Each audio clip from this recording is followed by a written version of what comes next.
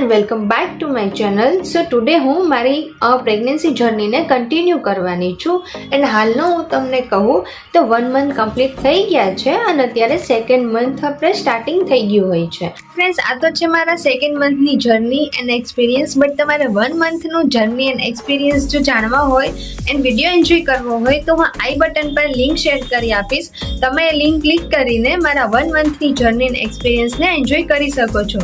Second મંથના સ્ટાર્ટિંગમાં અથવા middle પાર્ટમાં આપણે ખ્યાલ આવે છે કે પીરિયડ્સ મિસ થાય તો પ્રેગ્નન્સી છે કે નહીં, અને હું તમને પ્રેગ્નન્સી મેં ચેક કરી શું કર્યું એના પહેલાંના જર્નીની હું તમને વાત કરું તો આ મહિનામાં મેં બહુ મોટી ભૂલ કરી હતી. બટ જોવા જઈએ તો મારી ભૂલ નહોતી, બિકોઝ મને ખ્યાલ નહોતો કે પ્રેગ્નન્સી છે કે નહીં.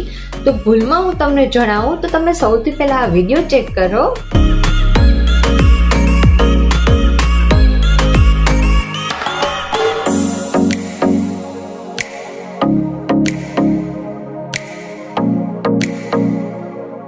સો તમે જોઈ શકો છો વિડીયોમાં કે મેં બહુ બધા જે તહેવાર છે, જે ફેસ્ટિવલ છે એને મેં બહુ સારી રીતે માણ્યું હતું.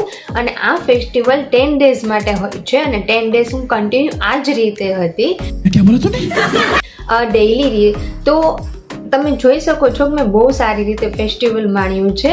તો આવું આપણે ના કરવું જોઈએ, બટ મને ખ્યાલ નહોતો, તો તેના માટે આ જે મેં ચેક કર્યું એના પહેલાંની વાત છે.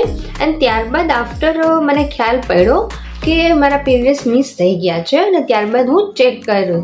સો પીરિયડ્સ મિસ થઈ જાય એન્ડ પીરિયડ્સ મિસ આપણે 1 મંથ આફ્ટરના 5-6 ડે પછી પીરિયડ્સ મિસ થાય છે અને આપણે ખ્યાલ આવે છે કે પ્રેગ્નન્સી છે કે નહીં. બટ મને મંથના 20 ડેઝ બાદ ખ્યાલ પડ્યો કે પીરિયડ્સ મિસ થઈ ગયા છે, બિકોઝ મારા પહેલાંની વાત કરું તો મારી 1 મંથ એન્ડ 50 ડેઝની પીરિયડ સાયકલ છે. તો તેના લીધે મારે થોડું લેટ થઈ ગયું અને આ જે ફેસ્ટિવલ છે એમાં બહુ સારી રીતે માણી હતી અને મને ખ્યાલ ના આવ્યો કે પ્રેગ્નન્સી છે કે નહીં. સો આપણે 1 મંથ પછી અમુક સિમ્ટમ્સ જોવા મળે છે. એક્ઝામ્પલ તરીકે વોમિટ થવી, આપણે કંઈક અલગ જ ફીલ થવું પેટમાં, એ વગેરે આપણે સિમ્ટમ્સ જોવા મળે છે એન્ડ આફ્ટર પીરિયડ્સ મિસ થાય છે. પણ આવા કોઈ સિમ્ટમ્સ મને જોવા નથી મળ્યા, તેથી મને ખ્યાલ ના પડ્યો. એન્ડ આ બધા સિમ્ટમ્સની બાદ પીરિયડ્સ મિસ થાય છે અને આપણે ચેક કરાવવું જોઈએ અથવા જાતે ઘરે ચેક કરી લેવું જોઈએ. એન્ડ પીરિયડ્સ મિસ થાય તો સૌથી પહેલાં આપણે જાતે ઘરે ચેક કરવું જોઈએ. એન્ડ હાલમાં આપણે કોઈ પણ જગ્યાએ અત્યારે મેડિકલમાં તમને પીરિયડ્સને લગતી ચેક કરવા માટે પ્રેગ્નન્સી કીટ અવેલેબલ હોય છે કોઈ પણ જગ્યાએ. તો આ કીટ વડે તમારે જાતે ઘરે ચેક કરવું જોઈએ. એન્ડ હું તમને એના ટાઈમ ચેક કરવા માટેની ટાઈમની વાત કરું તો સવારનો બેસ્ટ ટાઈમ રહે છે. સવારના પહેલાં યુરિન વડે આપણે તમે પ્રેગ્નન્સી કીટ વડે પ્રેગ્નન્સી તમે ચેક કરી શકો છો. તો તેના વડે તમારે ચેક કરવું જોઈએ. સમજ રહ્યો આપ? અને મેં બી ઘરે જાતે પહેલાં ચેક કર્યું હતું અને મને પોઝિટિવ રિપોર્ટ આવ્યો હતો. ત્યારબાદ આફ્ટર આપણે ડૉક્ટરની સલાહ લેવી જોઈએ અને તેને મળીને વગેરે આગળની પ્રોસેસ કરવી જોઈએ. તો પ્રેગ્નન્સીમાં પોઝિટિવ રિઝલ્ટ મળ્યા બાદ હું પણ ડૉક્ટર પાસે ગઈ હતી અને તેની સલાહ લઈને અમે આગળ પ્રોસેસ કર્યું હતું. અને હું ફર્સ્ટમાં તમને વાત કરું તો ત્યાં આપણે જઈએ એટલે સૌથી પહેલાં આપણું વજનને ચેક કરવામાં આવે છે, બીપીને ચેક કરવામાં આવે છે. આ વસ્તુ હરેક ચેકઅપમાં ફર્સ્ટમાં કરવામાં આવે છે, જે તમારું વજન એન્ડ બીપી ચેક કરે છે. આફ્ટરના સ્ટેપમાં હું તમને વાત કરું તો ડૉક્ટર સાથે મારી મુલાકાત થઈ, મેં બધી વાત કરી અને ત્યારબાદ સોનોગ્રાફી કરવામાં આવ્યું અને રિઝલ્ટ પોઝિટિવ હતું. એન્ડ ફ્રેન્ડ્સ, હું તમને હજી એક ઇન્ફોર્મેશન આપું તો મારે અત્યારે સેકન્ડ મંથ ચાલી રહ્યું છે. તો સેકન્ડ મંથના પહેલાંની વાત કરું તો એ ટાઈમમાં જે બેબીનું બીજ હોય છે તેમાં સૌથી ફર્સ્ટમાં તેનું માથું બને છે.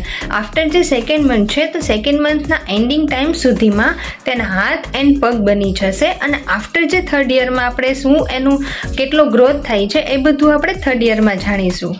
એન્ડ ફ્રેન્ડ્સ, મેં સોનોગ્રાફીમાં મેં ફર્સ્ટ ટાઈમ મારી બેબીની હાર્ટબીટ સાંભળી હતી, મેં ફીલ કર્યું હતું. એન્ડ હા, ફર્સ્ટ ટાઈમમાં જ આપણે જે ફર્સ્ટ ટાઈમ ચેકઅપ કરાવવા જઈએ ત્યારે જ હાર્ટબીટ આવી ગઈ હોય છે બેબીની અને મેં પણ સાંભળી હતી. આફ્ટરની હું તમને વાત કરું તો તમે ફર્સ્ટ ટાઈમ ચેક કરાવવા જાઓ ડૉક્ટર પાસે તો એમાં કોઈ તમારે ડરવાનું કે શરમ રાખવાની જરૂર નથી. એ લોકો તમારી સાથે કમ્ફર્ટેબલી જ વર્તન કરશે, બિહેવ કરશે. ઇટ્સ ઓકે, તમને શરમ આવતી હોય ફર્સ્ટ ટાઈમ છે, નો પ્રોબ્લેમ. પણ તમારે કોઈ પણ ડર યા શરમ રાખ્યા વગર તમારે જે કોઈ પ્રોબ્લેમ હોય, જે કોઈ પણ વાત કરવાની હોય એ તમારે કમ્ફર્ટેબલી એની જોડે વાત કરવી જોઈએ, જેનાથી તમને કોઈ પણ પ્રોબ્લેમ થતા હોય તો તેનું એ સલાહ આપી શકે તમને અને તમે સારી રીતે તમે આગળની જર્ની ક્રિએટ કરી શકો. અરે હા ભાઈ હા. એન્ડ મારો એક્સપિરિયન્સ છે તેના લીધે હું તમને શેર કરી રહી છું કે ડૉક્ટરમાં કોઈ લેડીઝ કે જેન્ટ્સ હોય એમાં તમારે કોઈ ડર કે શરમ રાખવાની જરૂર હોતી નથી. એને તો તમારા કરતાં વધારે જાણકારી હોય છે, વધારે અનુભવ હોય છે, એ પાસેથી સારી રીતે સલાહ લઈ શકો છો. સો ચેકઅપમાં આફ્ટરને હું તમને પોઈન્ટની વાત કરું તો ત્યારબાદ મેડમે મને મેડિસિન્સ લખી આપ્યું હતું. એન્ડ તમને વોમિટ થતી હોય અથવા કોઈ પણ પ્રોબ્લેમ હોય તો તમે એને જણાવીને એ પ્રોબ્લેમને લગતી મેડિસિન્સ તમે લઈ શકો છો ડૉક્ટર જોડે વાત કરીને. બટ મને એવો કોઈ પ્રોબ્લેમ નહોતો, તેના લીધે ડૉક્ટરે મને only for folic acid and વિટામિન્સની ટેબ્લેટ આપી હતી. એન્ડ ફર્સ્ટ ટાઈમથી જ મારા ફર્સ્ટ ચેકઅપમાંથી જ ટેબ્લેટ્સ ને મેડિસિન ચાલુ થઈ ગઈ હતી, જેમાં ફોલિક એસિડ એન્ડ વિટામિન્સ હોય છે. સો ફોલિક એસિડ એટલા માટે હું તમને એક્ઝામ્પલ તરીકે વાત કરું. સો બેબીના જે આઉટર પાર્ટમાં કોઈ પ્રોટેક્શન લેવલ હોતું નથી, તો બેબીને આઉટર પાર્ટથી રક્ષણ મેળવવા માટે, પ્રોટેક્શન આપવા માટે ફોલિક એસિડની ટેબ્લેટ આપવામાં આવે છે. એન્ડ ત્યારબાદની હું તમને વાત કરું તો આપને ફર્સ્ટ ટાઈમમાં ઠંડકના ઇન્જેક્શન પણ આપવામાં આવે છે. બિકોઝ બેબીને થોડી પણ ગરમાહટ મળે તો મિસ થવાની શક્યતા છે. તો ઇમરજન્સી લેવલમાં બેબીના રાઉન્ડ લેયરને પ્રોટેક્શન આપવા માટે, રક્ષણ આપવા માટે ઇન્જેક્શન દેવામાં આવે છે. સો આ ટાઈમમાં કોઈ પણ આપણે ગરમ વસ્તુ ના ખાવી જોઈએ, ઠંડી જ વસ્તુ ખાવી જોઈએ. એન્ડ મને પપૈયું એન્ડ અનાનસની મનાઈ કરેલી હતી ખાવા માટે. સો અનાનસની જગ્યાએ અમુક લોકોને એના તાસીર પ્રમાણે, એની બોડી પ્રમાણે કોઈ અલગ ફ્રૂટ ડૉક્ટર તમને સજેશન કરે છે, બટ મને અનાનસ ને પપૈયુંની મનાઈ હતી. એન્ડ પપૈયું તો ખાવાતું જ નથી. એન્ડ શાકભાજીમાં રીંગણા એ બધું અમુક જે ગરમ વસ્તુ છે, ડ્રાયફ્રૂટમાં જે ખજૂર ને એ બધું છે એ નહીં ખાવું જોઈએ. તો તમને બેબીના ગુડ ન્યૂઝ મળ્યા બાદ આફ્ટર આપણે 2 કલાકે કંઈક ને કંઈક ખાતું રહેવું જોઈએ. બિકોઝ તમને એમ થાય કે હું ડેમાં 3 ટાઈમ સારી રીતે હું ભોજન કરી લઉં, સારી રીતે જમી લઉં તો શું પ્રોબ્લેમ. પણ આ ટાઈમમાં તમે એટલું બધું એકસાથે ખાઈ નહીં શકો. એ તમે જ્યારે એક્સપિરિયન્સ કરશો ત્યારે તમને ખ્યાલ આવશે. બિકોઝ એક ટાઈમે વધારે પડતું ખાશો તો તમને પેટમાં પેઇન થવાની શક્યતા છે, તમને પેઇન થઈ શકે છે. તો તેના લીધે આપણે 2 કલાકે કંઈક કંઈક ખાતું રહેવું જોઈએ. સો ગુડ ન્યૂઝ મળ્યા પછી તમે કોઈ પણ જીમ, યોગા એ વગેરે વસ્તુ તમે કરી રહ્યા છો તો તે બધું ના કરવું જોઈએ. તે બધું આપણે બંધ કરી દેવું જોઈએ. યોગા છે, જીમ છે, એ કોઈ વસ્તુ આપણે કરવાની નથી. તમે અગર ઈચ્છતા હોય તો તમે ધ્યાનમાં બેસી શકો છો. સવારમાં તમે ઠંડી હવામાં અથવા ખુલ્લી હવામાં શાંતિથી બેસીને તમે માણી શકો છો, એ ટાઈમને એન્જોય કરી શકો છો. हाय हाय इतना सुकून. સો આ ટાઈમમાં ડ્રિંકિંગ, સ્મોકિંગ અથવા સોફ્ટ ડ્રિંક છે એનું વગેરેનું સેવન કરવાનું ટાળવું જોઈએ. મતલબ સોફ્ટ ડ્રિંક મતલબ તમે જે સોડા છે માર્કેટમાં મળતી એ બધું ના ખાવું જોઈએ. અને હંમેશા લીલા શાકભાજી, ફળ, ફ્રૂટ, જ્યુસ, કોકોનટ વોટર એ બધું તમે ખાઈ શકો છો. એન્ડ ડેમાં તમારે 12 ગ્લાસ પાણી પીવા જોઈએ. તો જરૂરી નથી કે 12 ગ્લાસમાં તમે પાણી જ પી શકો.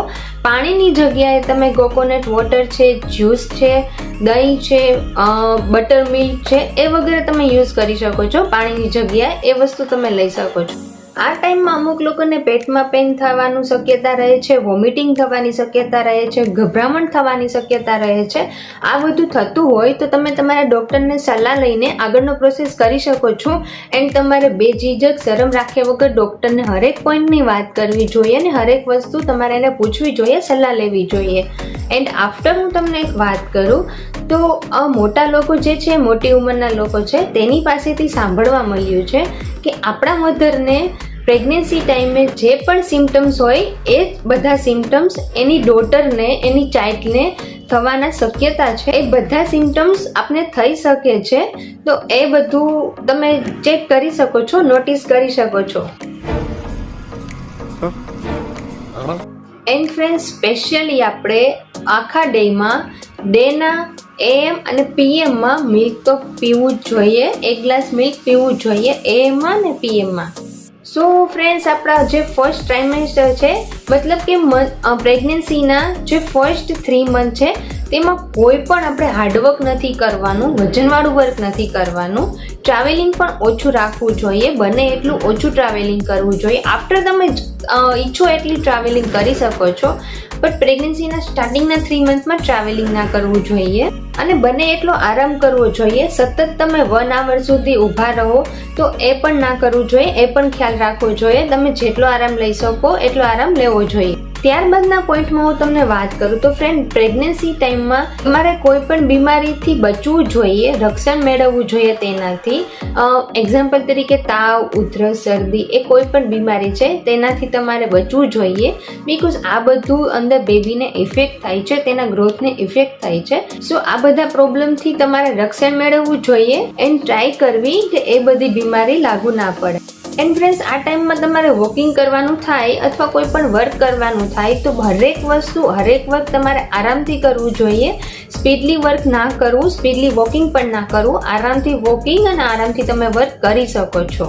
એન્ડ ફ્રેન્ડ્સ, આ મંથમાં અત્યારે એટલું બધું પેટ દેખાતું નથી તો તેના માટે તમે તમારા સિલેક્ટેડ ક્લોથ પહેરી શકો છો. કોઈ પણ ક્લોથ તમને જે સિલેક્ટ કરી તમે ઈચ્છતા હોય તે ક્લોથ પહેરી શકો છો. બટ સ્પેશિયલી આપણે કમ્ફર્ટેબલ ફૂટવેર કેરી કરવા જોઈએ. હિલ્સવાળા સેન્ડલ્સ એ બધું આપણે ના પહેરવું જોઈએ. એન્ડ ફ્રેન્ડ્સ, હું તમને આ ટાઈમમાં મારા વેટની વાત કરું તો ફર્સ્ટના જે 1 month પહેલાંનું હું તમને પહેલાંની વાત કરું તો ત્યારે 50 કિલો હતો મારો વેઇટ અને આફ્ટર જે ફર્સ્ટ ચેકઅપ કર્યું ત્યારે મારા 52 કિલો વેઇટ છે. તો મતલબ કે પહેલાં કરતાં થોડો વધી ગયો છે. બટ આફ્ટરના સેકન્ડ ચેકઅપની વાત કરું તો ત્યારે 51 કિલો વેટ હતો. તો મતલબ કે 1 કિલો વેટ ઘટ્યો છે. તો જે મોટા લોકો છે, મોટી ઉંમરના લોકો છે, એની વાત પ્રમાણે હું તમને વાત કરું તો એ લોકો એવું કહે છે કે ફર્સ્ટ 3 monthમાં અથવા ફર્સ્ટ ટાઈમના જે અમુક મંથ છે, જે અમુક ડે છે તેમાં તમારો વેટ અગર થોડો ઓછો થાય છે, ઘટે છે તો એ બેબીના ગ્રોથ માટે સારું રહે છે. મને ખ્યાલ નથી શું છે, પણ આ તમને એની વાત કરું છું, જે મને સાંભળવા મળ્યું એ તમને વાત કરું છું. બટ એ લોકો એવું કહે છે કે બેબી હેલ્ધી હોય છે અને હાલમાં મારો 51 કિલો વેટ છે. સો ફ્રેન્ડ્સ, મેં તમને અમારી જર્નીના 2nd monthની મેં તમને એક્સપિરિયન્સ શેર કર્યા છે. મેં તમને જે પણ વાત કરી છે એ મેં અનુભવ કર્યો છે, એક્સપિરિયન્સ કર્યો છે, મેં બધા પાસે સાંભળ્યું છે, ડૉક્ટરે મને સલાહ આપી છે. બટ આ મારી વાત છે, મારી જર્નીની વાત છે. તો એવી જ રીતે તમારા લોકોની કે બધાની સેમ મારે જર્ની જેવી અથવા મારી બોડી અથવા મારી તાસીર જેવું બધાને સેમ હોતું નથી. તો એ હું તમને ખાસ પોઈન્ટ કહીશ કે મારી સલાહ લેવી અને હું જે કહું એ માનવું એ ફરજિયાત નથી, એ જરૂરી નથી. હું તો જસ્ટ મારી જર્નીની એક્સપિરિયન્સ તમને શેર કરી રહી છું. તો તમને બની શકે કે કોઈ અલગ સિમ્ટમ્સ હોય, અલગ પ્રોબ્લેમ હોય, તો જરૂરી નથી કે જે મેં કર્યું છે એ જ તમારે રિઝલ્ટ માટે કરવું જોઈએ. તમારે કોઈ પણ પ્રોબ્લેમ બને તો સૌથી બેસ્ટ છે તમે તમારા ડૉક્ટરની સલાહ લો, તેમને મળીને વાતચીત કરીને આગળની પ્રોસેસ કરો અને તમારી જર્નીને બેસ્ટ બનાવો. હું જસ્ટ મારી જર્નીની એક્સપિરિયન્સ શેર કરી રહી છું. મારા 2nd month પહેલાંના 1 monthની જર્ની અને એક્સપિરિયન્સ જાણવું હોય તો હું ડિસ્ક્રિપ્શન બોક્સમાં લિંક શેર કરું છું. તમે એ લિંકને ઓપન કરીને મારા 1 monthની જર્ની એન્ડ એક્સપિરિયન્સ તમે એન્જોય કરી શકો છો. સો ફ્રેન્ડ્સ, હું તમને આફ્ટરના 3 monthમાં શું કર્યું અને મારે શું પ્રોબ્લેમ આવી એન્ડ કયા ટાઈપના મેં વર્ક કર્યા છે અને મેં કયા ટાઈપની મને મેડિસિન પણ આપેલી છે એ બધી હું તમને વાત કરીશ. પણ આફ્ટરના આપણે વિડીયોમાં બધી વાત કરશું. Okay, bye, see you.